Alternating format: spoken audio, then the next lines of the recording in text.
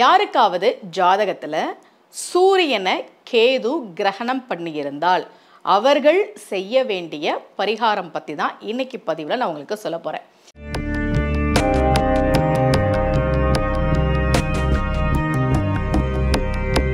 ரகசிய உண்மைகள் சேனலை பார்த்து கொண்டிருக்கும் உங்கள் அனைவருக்கும் சுமதி ஸ்ரீயின் அன்பு வணக்கம். இந்த பகுதியில் நம்ம நிறைய பரிகார முறைகள், பரிகார தலங்கள், ஆன்மீக கேள்வி பதில்கள், ஆன்மீக சந்தேகங்கள், என்ன பிரச்சனைக்கு என்ன மாதிரி வழிபாடு பண்ணணும்னு தொடர்ந்து பார்த்துக்கிட்டு இருக்கோம். ஜாதகத்தில் சூரியன் நல்லா இருக்கணும். நிரந்தர வருமானத்தை குறிக்கக்கூடிய கிரகம் சூரியன். அப்பாவை குறிக்கக்கூடியது, மாமனாரை குறிக்கக்கூடியது. ஒரு ஜாதகத்தில் சூரியன் நல்லா இருக்கணும். அரசு வேலைக்கு நம்ம முயற்சி பண்ணுறோம் அப்படின்னா சூரியனுடைய நிலைமையை தான் பார்ப்போம். எங்கிட்ட ஜாதகம் பார்க்கும்போது கேட்பாங்க, அம்மா அரசு வேலைக்கு வாய்ப்பு இருக்கா அப்படின்னு. அரசாங்க காரியங்களில் வெற்றி, அரசாங்கத்தால் அனுகூலம் அப்படின்னா ஜாதகத்தில் சூரியன் நல்லா இருக்கணும்.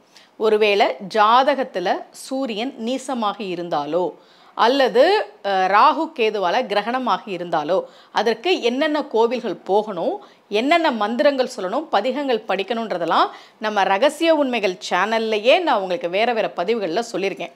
இன்றைக்கி சூரியனை கேது கிரகணம் பண்ணியிருந்தா நீங்கள் உங்கள் ஜாதகத்தை எடுத்து பாருங்கள்.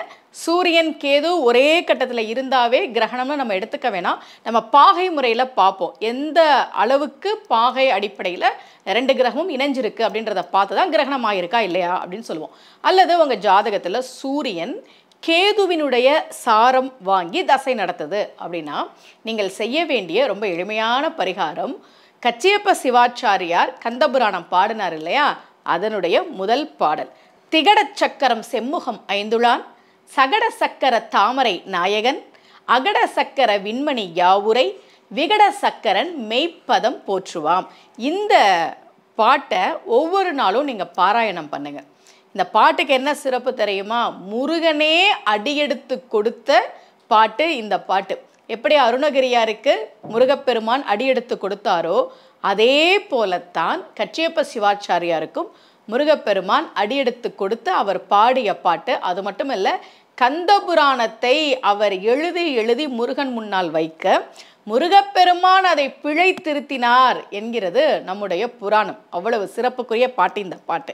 இது ஏன் சூரியனை கேது கிரகணம் பண்ணுனா நம்ம சொல்லணும் அப்படின்னா, திகட சக்கரம் செம்முகம் ஐந்துளான் சிவபெருமானை குறிக்கக்கூடிய வரி நமக்கு புரியுது.